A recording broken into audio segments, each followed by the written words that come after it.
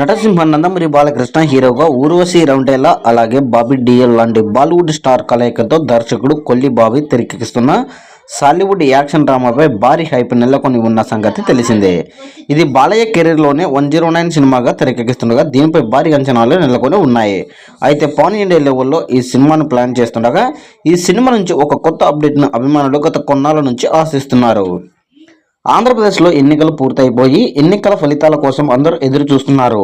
Balayya Babu అమౌత్ June 4 ఎన్నికల ఫలితాల తర్వాత ఎన్బికే 109 మూవీ షూటింగ్లో జాయిన్ అవ్వాలని నిర్ణయించుకున్నట్లు సమాచారం.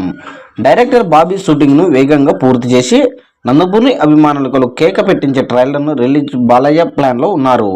ఈ సినిమాకి నెవర్ అనే టైటిల్ను పరిశీలిస్తున్నట్లు సమాచారం. ఈ టైటిల్పై మీ అభిప్రాయాన్ని కామెంట్ రూపంలో కూడా తెలియజేయండి.